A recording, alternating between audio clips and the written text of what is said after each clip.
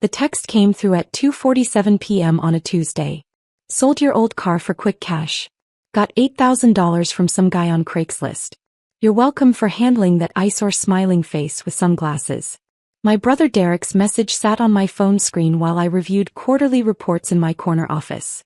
The building's glass walls overlooked the harbor, but I wasn't seeing the view.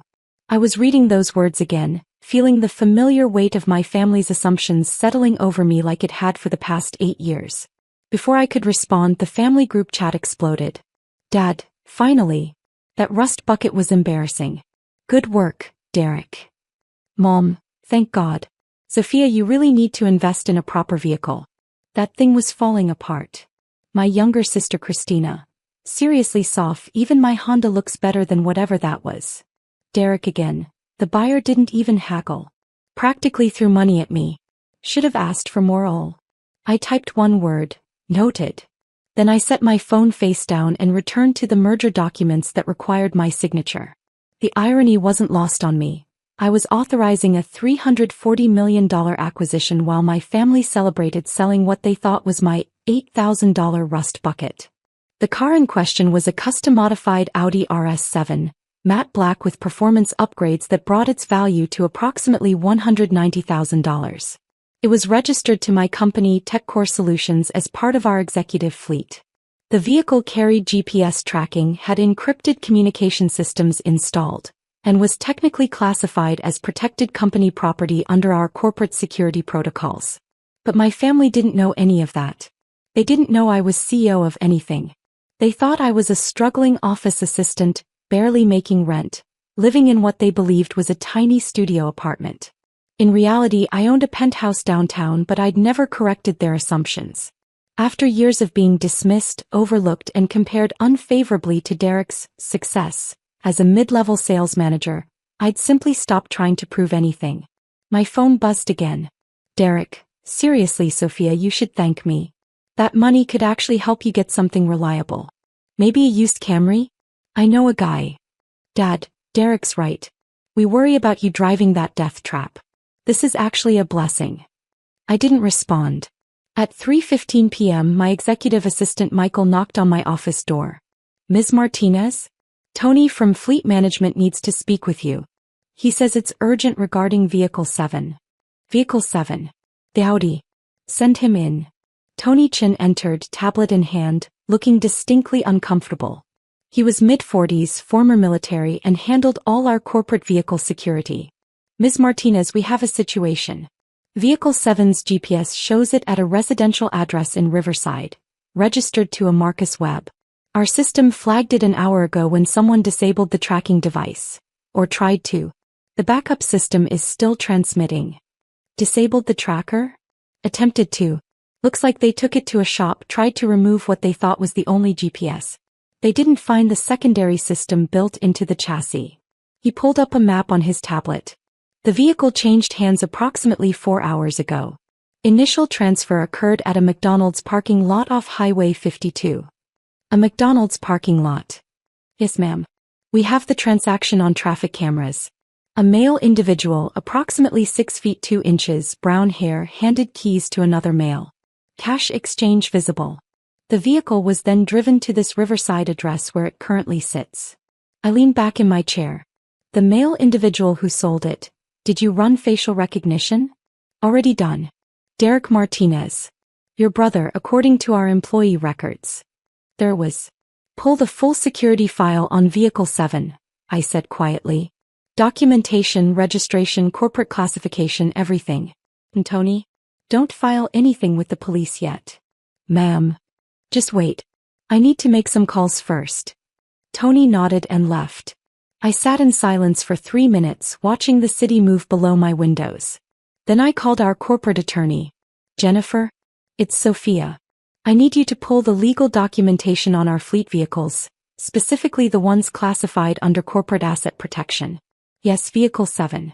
I need to understand our exact legal standing if that vehicle was sold without authorization. Jennifer Wallace had been our general counsel for 6 years. Her response was immediate and clinical. If someone sold a protected corporate vehicle without authorization, that's theft of company property. Given the value and the security classification, it would be a felony. What happened? My brother sold it. He thought it was my personal car. Silence on the line. Then, oh no. Walk me through the legal implications. Sophia, if he sold company property worth nearly $200,000, believing he had authority to do so, legally it's still theft. His belief doesn't change the fact that he had no ownership rights and no authorization. The buyer would also be in possession of stolen property, even if they purchased it in good faith. This is extremely serious. What are my options? You could report it as stolen, which triggers a criminal investigation. You could demand its return and pursue civil recovery. Or you could negotiate with all parties involved, though given the security classification of that vehicle, I'm not sure the company's insurance would allow us to simply let it go. There are protocols. Understood. Don't file anything yet. Let me handle this. I hung up and stared at my phone. The family group chat had continued without me. Christina, hey Sophia, Derek said he left the money in your apartment mailbox. Check when you get home. Mom, see? Your brother takes care of you. You should be more grateful. Derek, all in a day's work. Someone has to look out for little sis. My office door opened again. Michael stepped in with coffee I hadn't requested but definitely needed. Ms. Martinez? I took the liberty. You look like you're processing something significant. Michael, how long have you worked for me? 7 years, ma'am. In those 7 years, have I ever mentioned my family? He set the coffee down carefully. Once. You said you had a brother who was confidently incorrect about most things. That's the one. Should I be concerned? He just sold my company car for $8,000. Michael's expression didn't change, but his hand paused halfway to his pocket. The Audi. The Audi.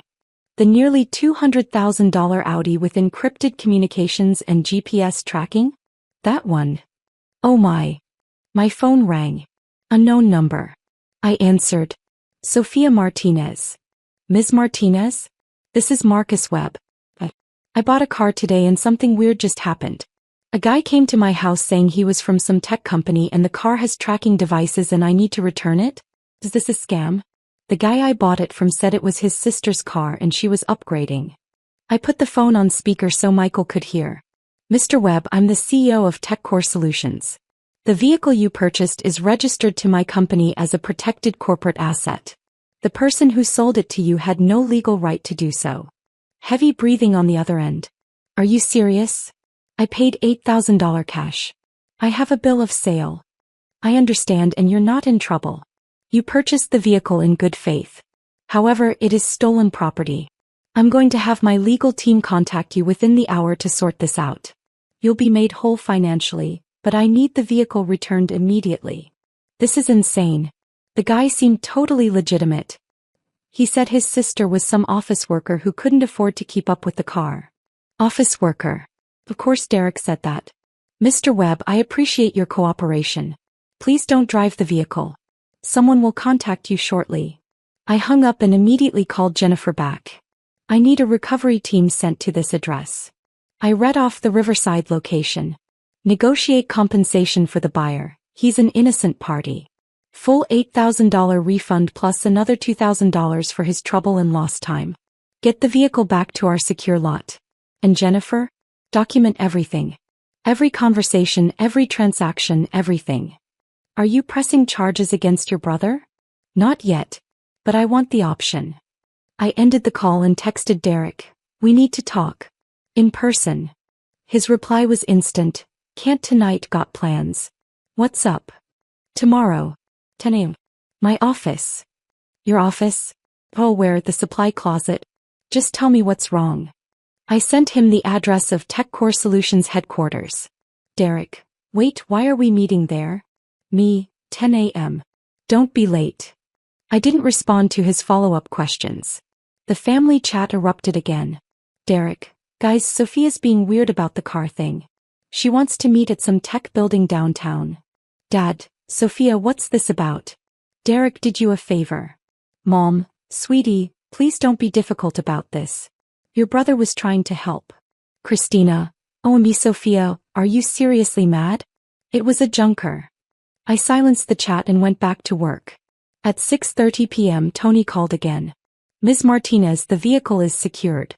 Mr. Webb was cooperative once our legal team explained the situation. We compensated him $10,000 total, $8,000 refund and $2,000 for his trouble. He signed all necessary documentation releasing any claim to the vehicle. Good. What's the damage assessment? Someone attempted to remove the primary GPS tracker. There's minor damage to the dash panel, easily repaired. They also appear to have accessed the onboard computer, probably trying to reset something. Our security team is sweeping it now for any additional tampering. Estimate $3,000 in repairs and security recertification. Add it to the file. What's our total loss here, including your team's time? Including legal fees, recovery costs, repairs and compensation? Around $18,000, ma'am. $18,000 because my brother thought he could sell what he assumed was my worthless car. Tony, I need you to do something else. I need a complete breakdown of every cost associated with this incident. Itemized with timestamps.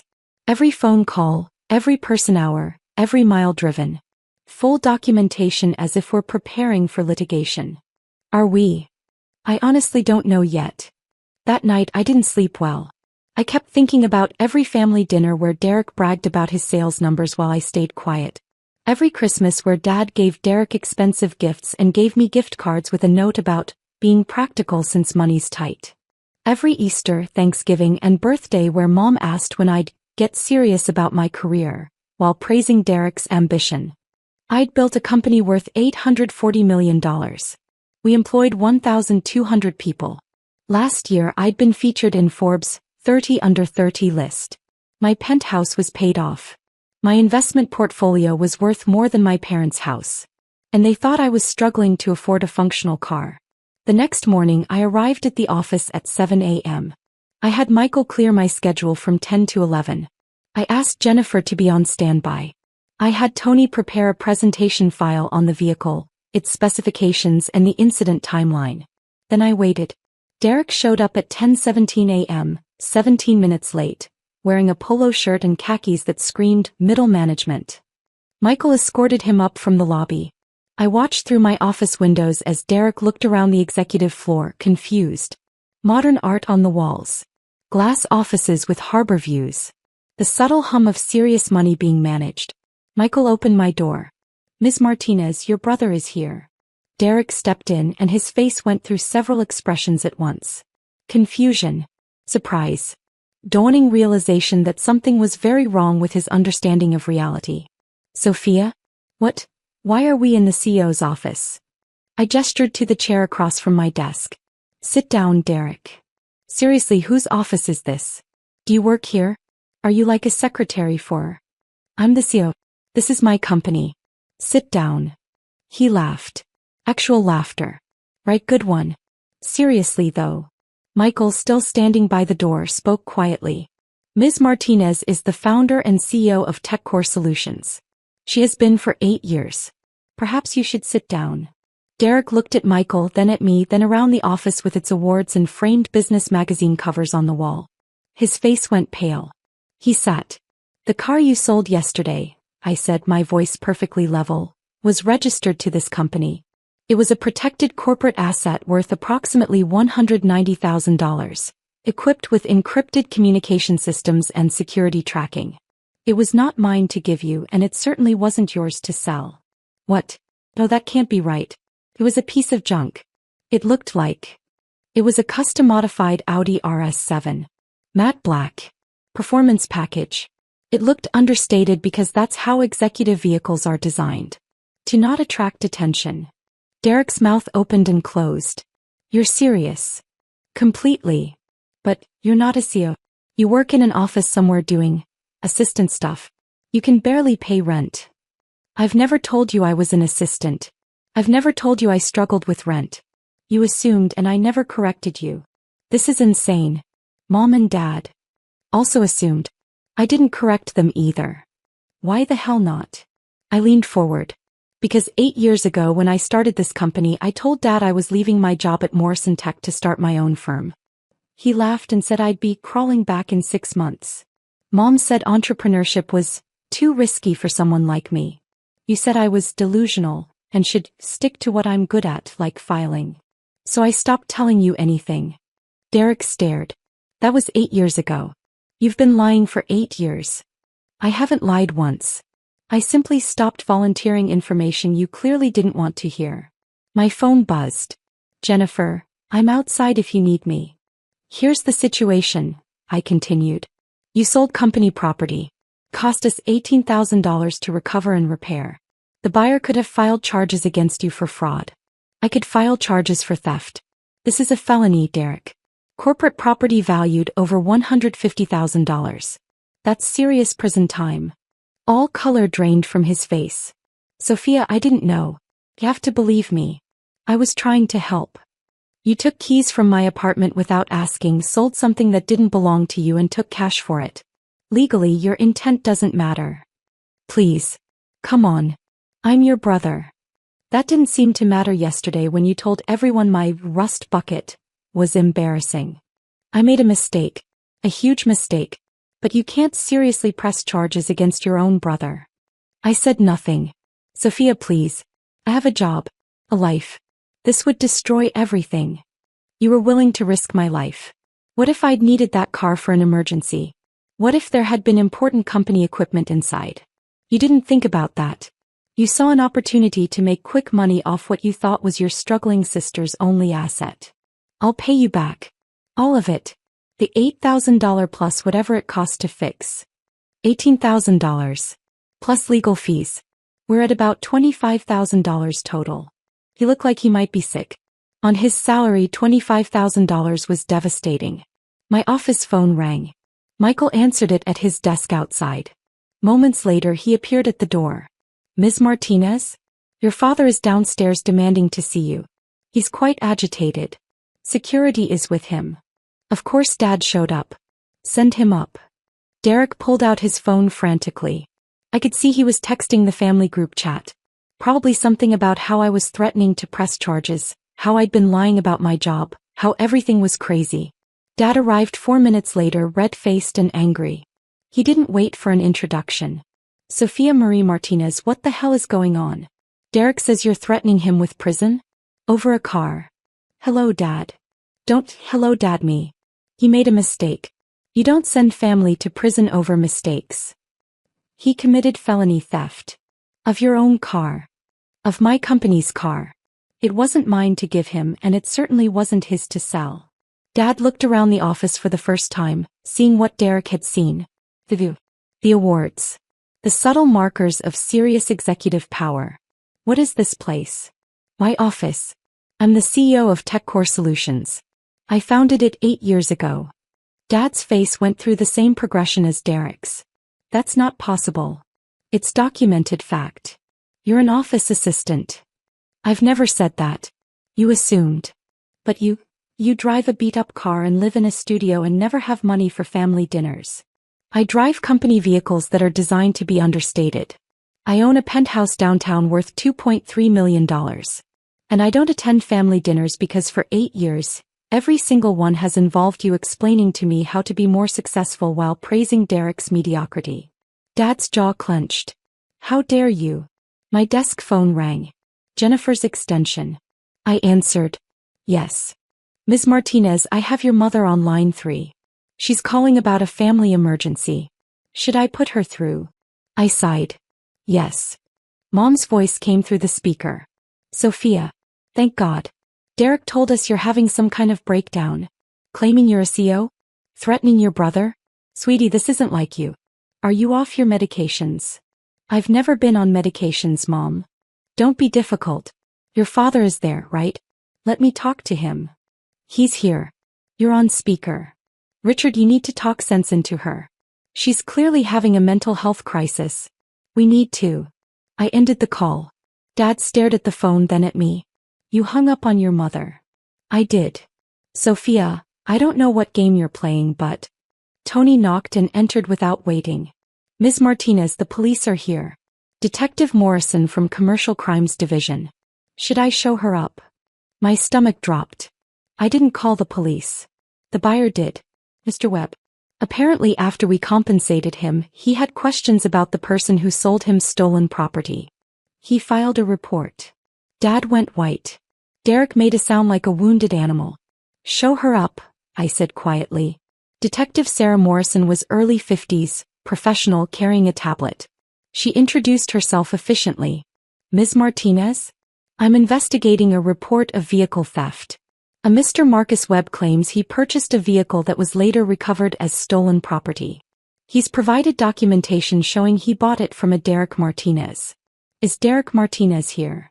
Derek raised his hand like a scared student. That's me. Mr. Martinez, I need to ask you some questions about the sale of an Audi RS7 on November 4th. I didn't know it was stolen. It was my sister's car. At least I thought it was. The vehicle is registered to TechCore Solutions, a corporation. Not to any individual. Did you have authorization from the corporation to sell it? No. But I didn't know it was corporate property. Detective Morrison looked at me. Ms. Martinez, do you wish to press charges? The room fell silent. Dad found his voice. Sophia, don't. Please. He's your brother. Derek was shaking. Please, sophomore. I'm begging you.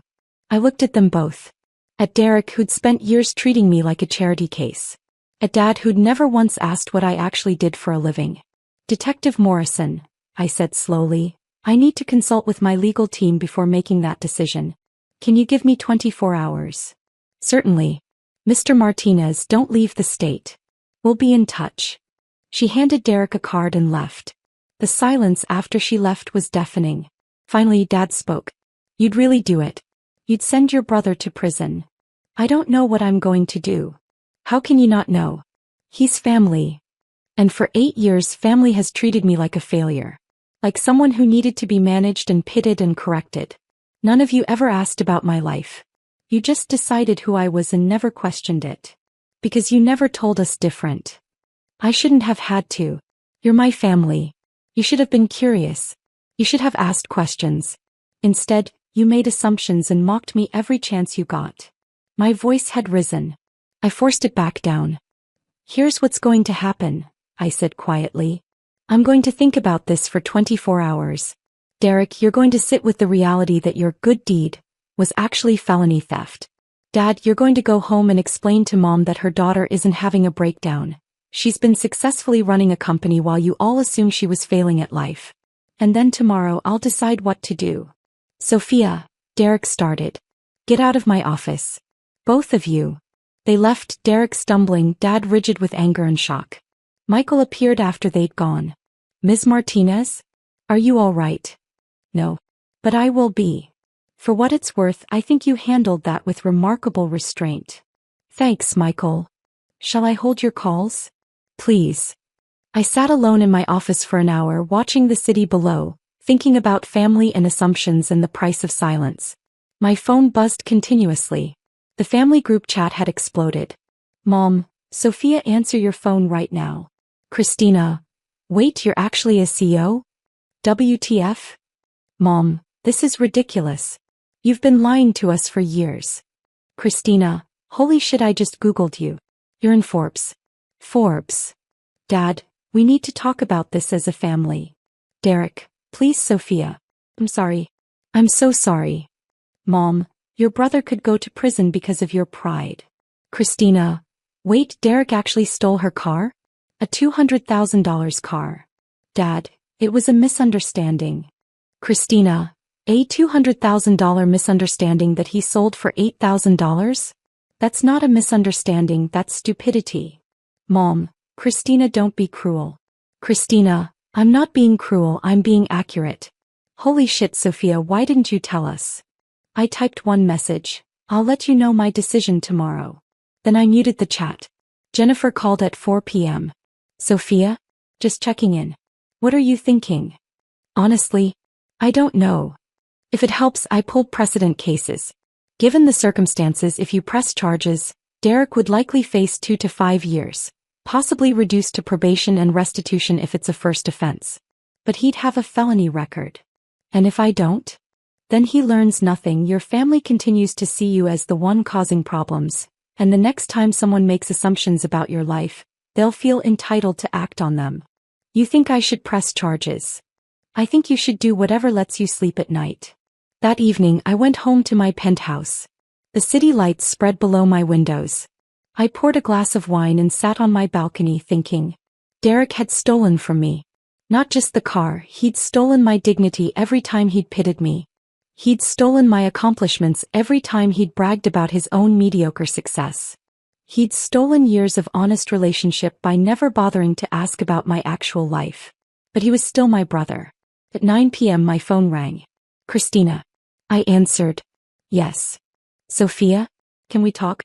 Just us. Okay. I've been reading about your company. About what you built. It's incredible. And I'm sitting here trying to figure out why I never asked you about your life. Why none of yous did. I said nothing. I think it's because Derek was always so loud, Christina continued. So confident. And you were always so quiet.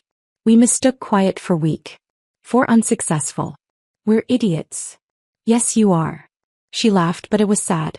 Yeah. We really are. Look, I'm not calling to tell you what to do about Derek. That's your choice. I'm calling to say I'm sorry. Shri sorry.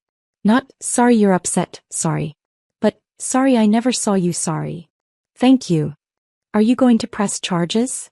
I don't know yet. Whatever you decide, I get it. He really screwed up. Like monumentally screwed up. Yes. Mom and Dad are losing their minds, by the way. Dad's drinking scotch in his office. Mom's stress baking. The kitchen looks like a bakery exploded. I don't know what to do, Christina. That's okay. You don't have to know yet. We talked for another hour. Really talked, maybe for the first time in years. She asked about my company, my life, my penthouse. She didn't ask about Derek or the charges. He just listened. After we hung up, I felt slightly less alone. At midnight, I made my decision. The next morning, I called Detective Morrison. I'm not pressing charges. But I want it documented. Every detail. If Derek ever does anything like this again, to me or anyone else, I want this on record. Understood, Ms. Martinez. I'll close the case as declined prosecution with full documentation. Then I called Derek. He answered on the first ring. Sophia. I'm not pressing charges. I heard him sob. Thank you. Thank God. Thank you so much. But Derek, you need to understand something. This isn't forgiveness. This is me choosing not to destroy you. You owe me $25,000 for the recovery costs. You'll pay it back at $500 per month until it's cleared. And you're going to therapy to figure out why you thought it was okay to take something that wasn't yours. Hey. Yes. Anything. And Derek, if you ever take anything from me again without asking, if you ever make decisions about my life without my input, if you ever treat me like a charity case who needs your help, I will not be this generous. Do you understand? Yes. I understand. I'm so sorry, Sophia. I know. Now go call Mom and Dad and tell them they raised a son who almost went to prison for being arrogant and stupid. I hung up.